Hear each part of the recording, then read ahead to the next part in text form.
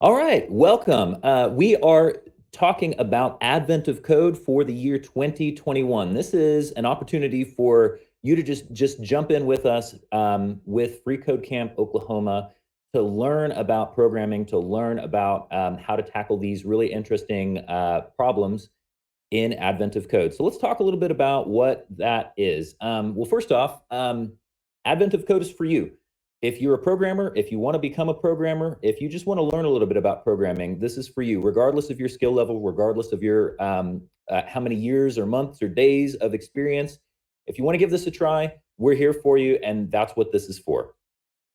What is Advent of Code? It is a bunch of Christmas-themed programming puzzles. And when I say Christmas-themed, we're not talking religious here. This isn't about Jesus and the wise men. This is about Santa and the elves and the reindeer and presents. So no religious entanglements there. Advent of Code runs from December 1st through December 25th. There's a single two-part puzzle that gets posted at midnight Central Time every single day. And the idea is, here's this new programming problem. We're going to use code to solve this problem each day. There's a wide variety of challenge levels from problem to problem. They start relatively easy, and then they get harder and harder and harder as those 25 days go on. So if you want to know a little bit about who's talking to you right now, my name's Floyd May. I'm the owner of a small software consultancy called Canyon Trail. I've been writing software professionally for about 20 years, and really, I just wanted to start this up and try to create an opportunity, a venue for people in freeCodeCamp or wherever to just participate, have a community around them to play around with Advent of Code. My history with Advent of Code, since it started in 2015, is kind of spotty. You can see in 2016 and 2017, I really didn't build much. In 2016, 2017, it was just kind of a busy time for me personally. If you notice, these are star counts here. So in 2015, I have 14 stars. That means I solved 14 parts of the puzzle. So each day has two parts. So I solved a total of 7 days. And I'm not sure if that means actually 7 days or like half of 3 days and half of 4 days and half of this many days or whatever. 2020, this is the year, this past year, where I invested the most in Advent of Code. And as you can see, I didn't get to 50 stars, which is what you get if you complete every single one of the puzzles. So I say all of this to say, I've been writing code professionally for 20 years, and every single year I do Advent of Code, I learn stuff, and I have yet to complete all the puzzles. So there's a wide variety of skill levels, and it's still fun. I always learn something new, and I always enjoy doing it. Not only myself, but also there are going to be some other people, like, for instance, Matthew Lee, who is a software developer at Deep Fork Technology. He's got less than a year of professional experience, and he's self-taught. He started in August of 2020. And as you can see, he did a little bit of Advent of Code last year, got 6 stars, and that's pretty stinking awesome for somebody with who had just literally started programming in 2020. Matthew's going to be helping me do some explanations of some of the individual Advent of Code problems. And in addition, as we go along, if you're interested in helping out, if you really just fall in love with a particular day's problem, reach out to us. We'll have some contact information for you here in a little bit. We'd love to share the mic with you so that you can say, hey, here's my journey with this particular problem. Here's what I learned. Here are the principles that I had to go dig up and figure out in order to be able to solve this problem. So what to expect out of this session? So right now, today is December the 2nd, which means we have 2 Advent of Code problems that have already been posted. So not a whole lot has been done. The first one got posted yesterday. The second one got posted this morning, or actually midnight. So what to expect out of this? You're going to see these problems. You're going to see solutions to these problems. And we're really going to try to unpack concepts and fundamentals. We're going to try to deconstruct these problems so you understand, here's the explanation of here's the problem to solve. What are the programming concepts, programming fundamentals that you need to understand in order to be able to solve this problem? We're going to start with Typescript solutions and Python solutions. So the reason for that is because we're gonna compare and contrast. What does this look like in these 2 programming languages? You don't need to know Typescript. You don't need to know Python. It's totally fine if you don't know either. you will learn as a programmer stuff just from looking at unfamiliar code, unfamiliar languages. You will also see unit tests for these advent of code problems. So this is a great opportunity if you've never really done unit testing before. You can see, here's this problem, here's how whoever's presenting broke down this problem into little bitty pieces and wrote tests for each of those. We're going to have code posted on GitHub, and we're also going to have a whole lot of discussion on Slack. There's the Advent of Code channel, and we'll talk more about Techlahoma's Slack organization here in a little bit. So what not to expect? We're not going to be doing live coding on the stream for this series. You're also not going to see perfection. You're not going to see necessarily the most awesomest code ever. One thing that's also incredibly super duper true, and we're going to talk more about that as we get into the solution for day one, there is no such thing as one true answer. There is no one set of code that is the right answer for this problem, and any other solutions are automatically wrong. There are lots of different ways to attack each of these problems, and what you're going to see on stream is one or two or maybe multiple potential ways to attack these problems and solve them. You're also not going to necessarily see timely solutions. So as the month goes on, these problems get harder. And so it may take more time, not only for us to solve them ourselves, but also to put together enough information to be able to share with you, here's how we broke this problem down, here's how we solved it. So again, we're going to do Python and TypeScript, and those are going to be the solutions that we see on stream. They're very different languages, and the principles behind how you use those languages are very different. So it's going to be interesting to see what it's like to have the same problem solved using two different languages and trying to harness the strengths of each of those languages so that we can sort of compare and contrast the two. As you join with us and work at trying to solve these problems, you're not doing this alone. Really encourage you to get engaged with the Techlahoma Slack organization. So you can go get an invite for yourself at this URL that's on the screen, slack.techlahoma.org. Pay attention in particular to the Advent of Code channel. So that's where all of the discussion is going to be that specifically pertains to this Advent of Code event. There's a JavaScript channel, and if you're doing TypeScript, there's TypeScript discussion is, of course, welcome there. There's the Pythonista channel for Python stuff.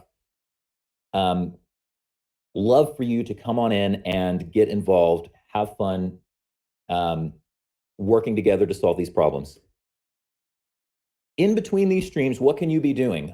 Just try to complete the puzzles, adventofcode.com. Just give them a try, see how far you get. Read the code that we post on GitHub. We'll have some links for you here in a second. Experiment with the code on GitHub, change stuff, run the tests, change stuff, and run the solutions and see what happens.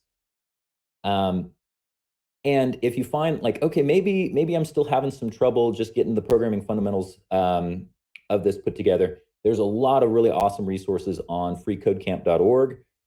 Highly encourage you to check that out. As far as GitHub is concerned, we have two repositories. One is what we're calling our template repository. This is just basically a quick start guide for TypeScript and Python so that you can clone that repository, or fork it, I should say. And this is just a jumping off point so you don't have to do project setup and this, that, and the other. It's got an example file and an example test so that you can very easily get set up with not only running solutions, but also testing them.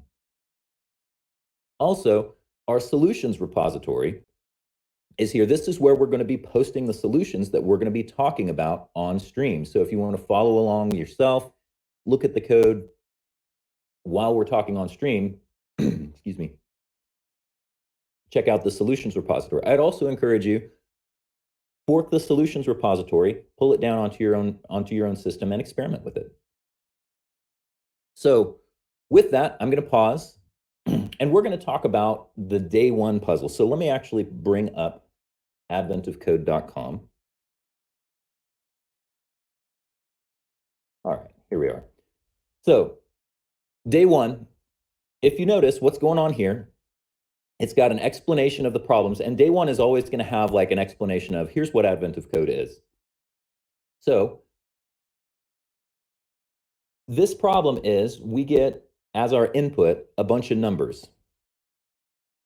And the goal of what we're supposed to do is take these numbers and figure out how many times do the numbers increase. And we produce the count of that for the part one solution. So let's talk about that a little bit. We've got a bunch of numbers, and these represent seafloor depths. Now, what we need to be able to do is compare them pairwise and figure out, did the depth increase from the previous value? So here's this pair. So 200 is greater than 199, so we know this is an increase. So we can call that true, say. So what we want to do, at least this is my solution. Once again, no one true solution, but this is a particular way of addressing this problem. What we want to do is compare each current value and previous value, figure out, is it greater or less than? So we've got a bunch of trues and falses here. So in essence, the way I tackled this problem is I thought of it as a data transformation problem. I have a list of numbers. I want to turn it into a list of pairs of numbers. I want to turn that into a list of Booleans, true, false values, and then I'm going to count up how many of them are true. So let's look at what that looks like in Python. So here we are on GitHub, and I want to navigate through GitHub a little bit because, as you notice, this is actually based on our template repository. It walks you through how to run the test. It walks you through how to actually run the solutions themselves. So let's look at day1.py. This is our code for the solution. Now, if you notice on line 20 here, it says with open day1.txt. So what this means is we're opening a file. We're assuming that file is going to be present, and we're assuming that file is going to be named day1.txt. What's really, really important to know, and this has tripped people up for multiple years, and I remember always having to sort of help people who are new to Advent of Code learn this. You're going to have to download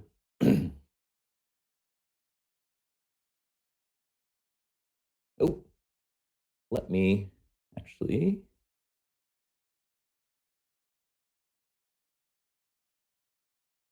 pardon me for just a second. Where did it go? Oh no, my poor screen.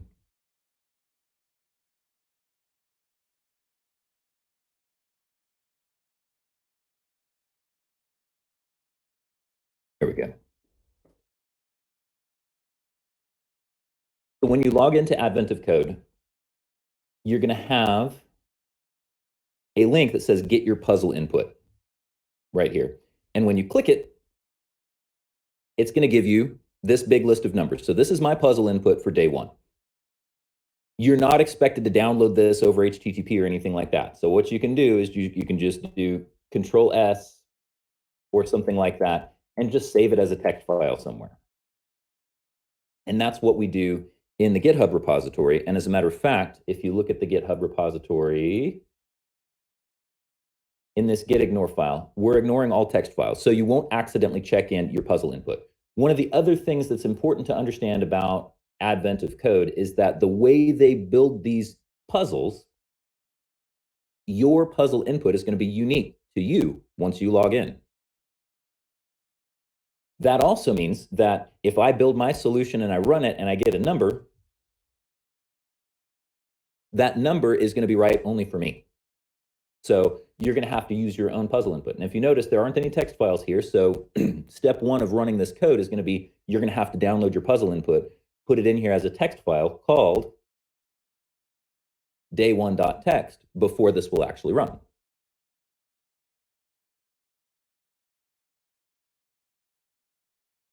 So let's talk about this Python solution. So the part one is primarily, we just want to count how many times did the depth value increase. So we've got these depths. So what we're doing here is we're just taking our input, which is built from read lines here. So input here is just a list of strings. We're converting it to a list of integers. And then we're calling this function count of increases. So what we're doing is we're making pairs here. So this is this zip function, this is one of the things that can be really, really useful when you're doing data transformations. So if you notice, we're using this measurements 1:. So this is Python's range operator. So what this means is we're taking all of these measurements and we're using all of them except for the first one. So you remember array indexes, list indexes, they start at 0. So if you want the first thing, that's number 0. The second thing is at number 1. So we're taking all but the first one here and we're zipping them together. So this zip thing takes two different lists and it smushes them together into one list that has an element from the first one and an element from the second one. Fletch, would you, sorry, Floyd, would you zoom in a little bit? That code is a little bit hard to read, which it is also on GitHub. Yes. There we go. All right. So let's look at this another way. Where did my slides go?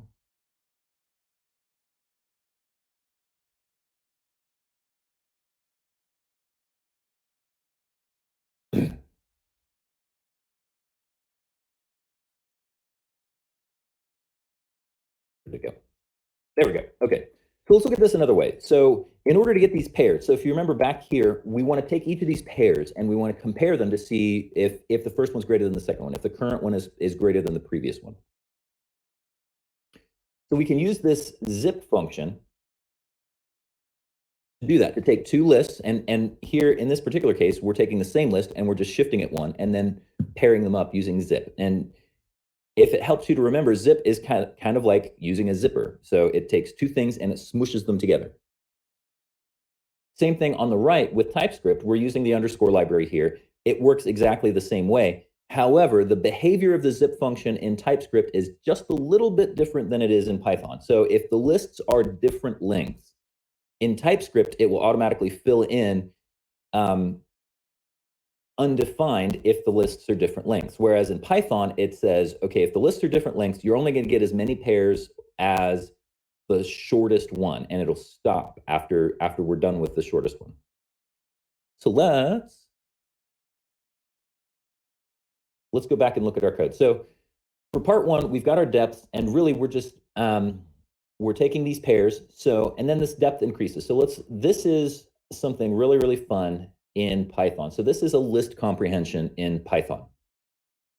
Kimberly, font size good here. Do we need to zoom in a little more? Wouldn't hurt to zoom in more. There was also a question about testing on JavaScript when you are ready to talk about that. Okay, and we will play with the tests a little bit here in just a second. So a list comprehension in Python lets you fiddle with things and produce a new list from an existing list. So our pairs here came from zip, and so this pairs is a list of tuples. So we've got a current value and a previous value. So we have our current value and our previous value. We're doing this comparison if the current one is greater than the previous one. So we want to see how many times the depth increased. So that means the current value is greater than the previous value. So we're producing true for these pairs, but only in the cases where it's greater. So that means our depth increases is a list of just Booleans. So we find out how many depth increases we have just by taking the list, or the length of that list. I used basically the same solution in TypeScript, but TypeScript is quite a bit more verbose with this kind of a solution. So let's look at part one. Where is part one?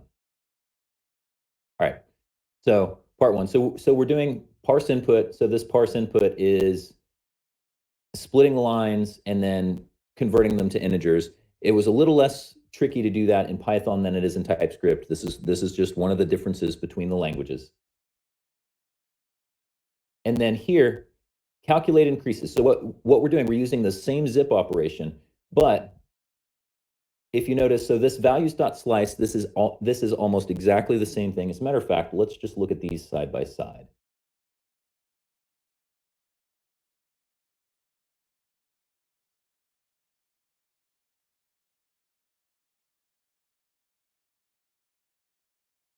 Hey, where'd it go? Where's my code? Python.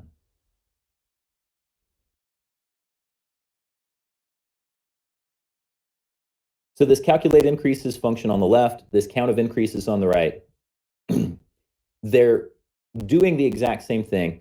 I've broken it apart a little more on the TypeScript side on the left, just to make it more readable. So we've got our pairs, and so in TypeScript, instead of an array of tuples, it's an array of arrays of numbers. Each of those inner arrays is only going to have 2 elements in it. So then here we're going to get our increases and decreases. And all we're doing is we're using a map. So what does map do in TypeScript? Map says, here's this array. We're going to use this function on each individual element of the array to produce a new array. So we have our pairs, which is an array of arrays of numbers. We're using map to turn that into an array of Booleans here. So I went ahead and added the type annotation here just to make it a little easier to understand what's going on right here. And then our increases, how many times did the depth increase? So again, we have an array of Booleans. We're doing a filter operation here. So filter, we're just saying whichever of these evaluates to something true, we're going to only produce those. Now, if you look over here, this values.slice right here is basically the same thing that's going on right here. We're making a copy of the array and getting rid of the first thing. And then this values.slice, where we're saying we're going to start at 0, we're going to do values.length -1. So we're starting at the front, but we're taking off the very last element.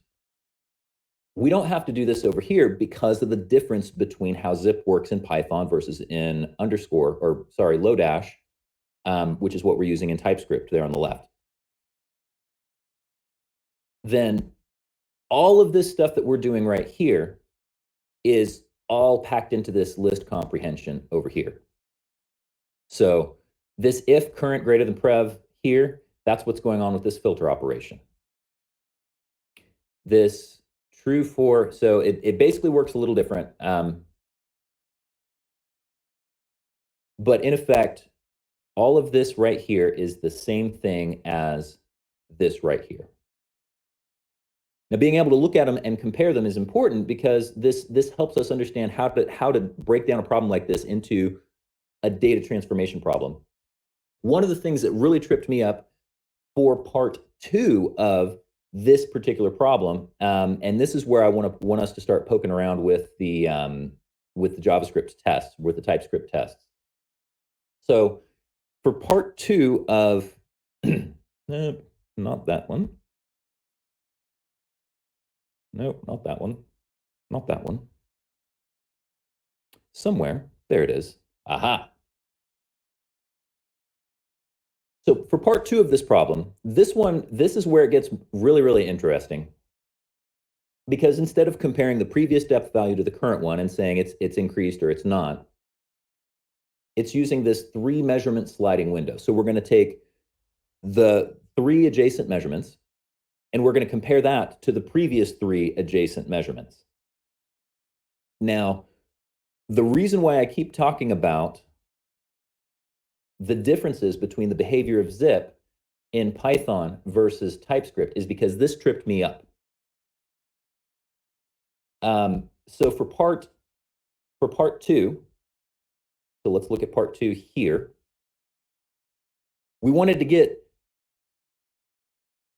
the sums for those three position sliding windows. So over here on the left, over here in TypeScript, if you notice, we've got to do a whole bunch of intricate slicing because zip will automatically fill in undefined with underscore when the lists are different lengths.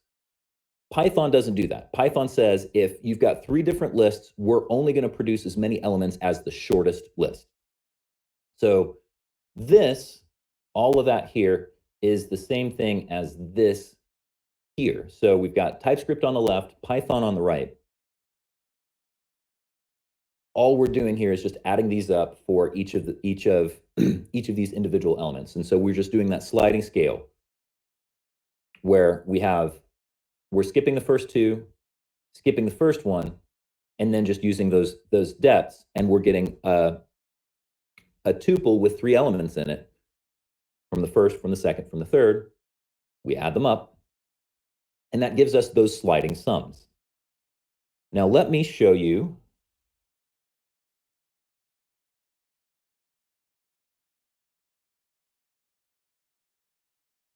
the tests for the Typescript. All right. So the first thing that hopefully is obvious to you is if you look at the explanation in Advent of Code, a lot of times they'll give you some sample input and they'll walk you through, this is how it's supposed to work for this sample input. So if you look at my test here, here's that sample input. So I'm just taking that sample input, I'm copying it right into my test. That way, as a part of me building out my solution using test-driven development, I've got that sample input and I can make sure that my code produces the same answer as they just explained to me in the Advent of Code descriptions. So here's my test. So for day 1, for part 1, given the sample input, I expect my part 1 solution to be 7. So let's go back and look at this. So if you follow along here, here's the sample input, here's where it explains it. And it says, in this example, there are 7 measurements that are larger than the previous measurement. So that lines up exactly with what's going on in this test. Now for part 2, because we've got this 3 measurement sliding window, and again, this is a great opportunity to use the zip operator. This is what zip is for. It's awesome. But because of the difference in behavior between Python and TypeScript, I did my Python solution first, where Python's behavior, honestly, in my opinion, much more intuitive. TypeScript, less so. So what wound up happening for me is that my TypeScript solution for this, so for instance, here it walks you through, here's what the expectation is. The answer for part 2, given the sample input, should have been 5.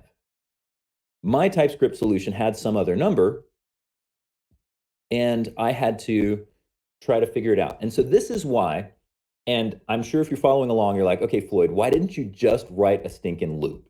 Why didn't you just do a loop? Where's your loop, Floyd? It would have been so much simpler for you if you had a loop. Here's why I like to do these kinds of things as data transformations. And so I'm taking one data set and I'm transforming it into something new, and I'm transforming it into something new, and I'm transforming it into something new until I get the answer I'm looking for. The reason why is because I had this nonsense right here wrong, and I couldn't figure out why I was getting the wrong answer for the sample input. So what I did is I was able to take this part, isolate it, because it was just one step in that data transformation pipeline. I was able to isolate it, run a unit test against it, and make sure that it produced the sums that it should have. And if you look, so these are all of the numbers that came from this Advent of Code description. So I just took these numbers and I copied them right into my test. And sure enough, what my code produced wasn't this. It was this plus a couple of undefineds at the end, because that's how JavaScript worked, or that's how the Lodash zip function works. It just tacks in undefined whenever the lists are different lengths. So this is one of the big reasons why, for me, I'm a big fan of tackling these kinds of problems as data transformations, because data transformations give you the opportunity to pick one little bitty part of it and test it in isolation. So if you're having trouble and you've got a loop, and that loop's got an if statement in it, it's got another if statement in it, another if statement in it, it's really hard to break that apart and test each of those little individual pieces in isolation. Whereas if you do data transformations, where I have one operation that takes it from this kind of data to this kind of data, I can test that in isolation, and I can make sure my intermediate results are what I expect them to be. So let's play around with running the tests. Want to give you an opportunity to see this is how it works. So here is my console window. I need to embiggen the font. And yes, embiggen is a word. I just inventified it. It's a word now. All right. Kimberly, is that embiggened enough? More might be better. I know some people are watching on their phones right now. Okay.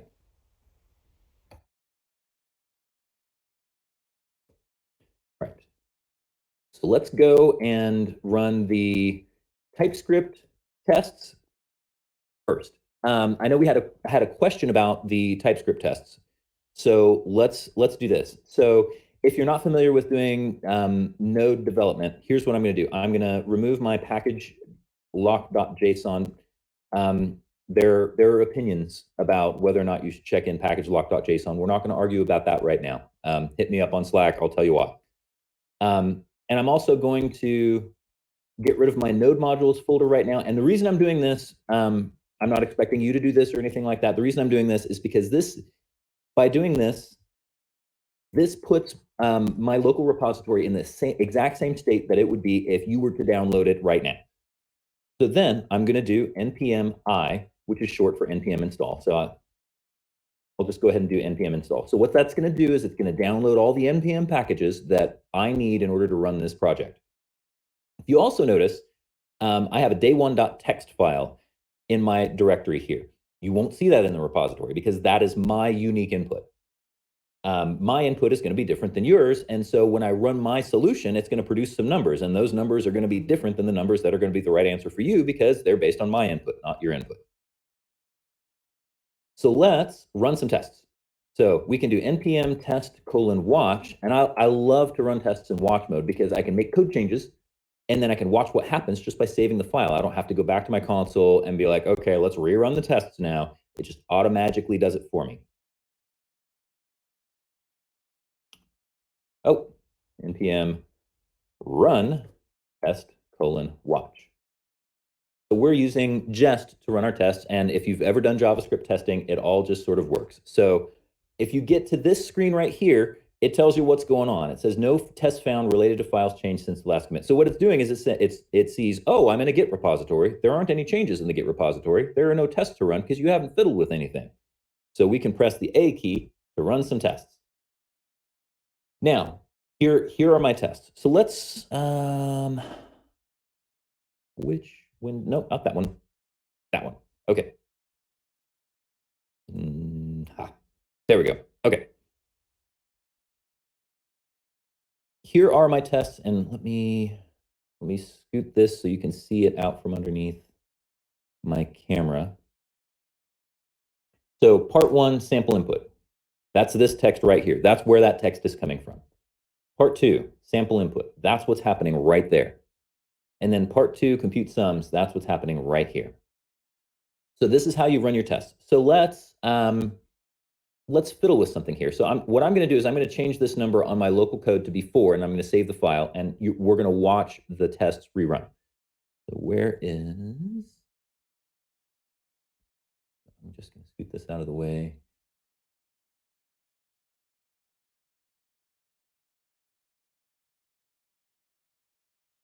And then yes, I'm going to embiggen this.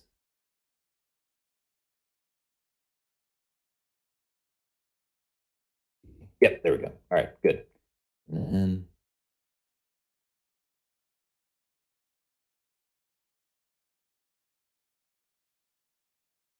so here's my TypeScript test file. So I'm going to change this expectation here from 7 to 6. Save the file. Notice my tests are automatically rerunning. Notice I've got a failing test now. I've got this X up here. It says, hey, this one's failing. It said I expected 6, but I got 7. And that's because I fiddled with this number right here. I change that back to 7. I save the file. It's going to rerun my tests, and my tests are now going to pass. So Kimberly, can you give me a little bit more context on that question we had on Twitch regarding the JavaScript tests? Yes, Doggy Rock was asking about a recommended testing framework for Vanilla.js. He said, I'm just learning test-driven development now. He was planning on using Chai unless he was pulling it elsewhere. Okay. For my recommendation would be go ahead and download the the template repository and just ignore the Python chunk of it. You can even just delete that folder if you want to. And then what you can do is just take out your TypeScript stuff, rename your files to JavaScript instead of TypeScript, and then just run it as JavaScript. And that should probably work just fine. Okay, he was also asking about any recommendations on Jest versus Mocha. I really like Jest because the test runner that it includes, I feel like just behaves well. It's been a while since I've used Mocha, admittedly, but I used to use Mocha, and as soon as I got introduced to Jest, I've never looked back.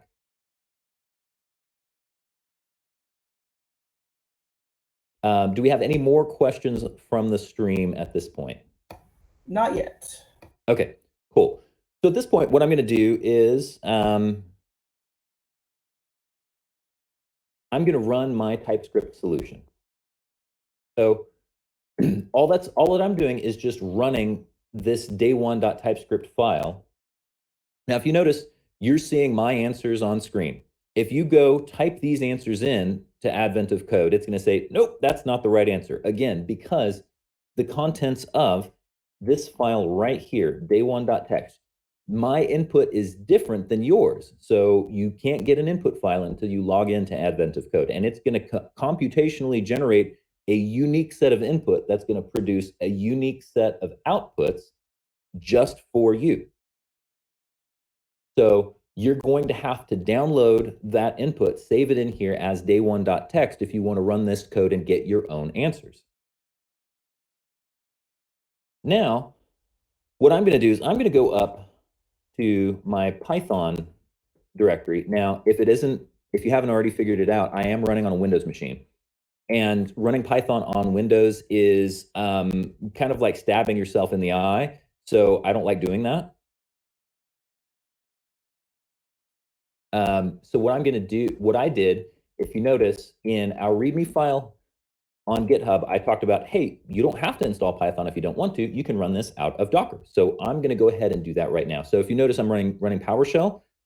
So I'm going to run shell.ps1. ps1 is your PowerShell script extension. What it's doing is it's just starting up a Docker container for me. The way this is going to look is it just started a new shell. So I can do Python day1.py, and it will run my solution for me. Once again, I have my day1.txt copied in here. My input is going to be different than your input. That's normal. That's typical. And then I can also use this PTW, which is short for PyTest Watch. And actually, maybe it would help if I typed the right letter. This runs my Python tests, and again, it runs them in watch mode. So what I can do is the exact same thing I did a little while ago.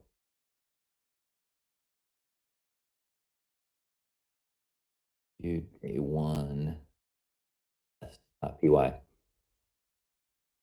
So the Python test output is a little less verbose than what we saw from Jest on the TypeScript side, but we can still do the same kind of thing. So I'm going to change this assert equal from 7 to 6, save my file. We can watch that assertion fail.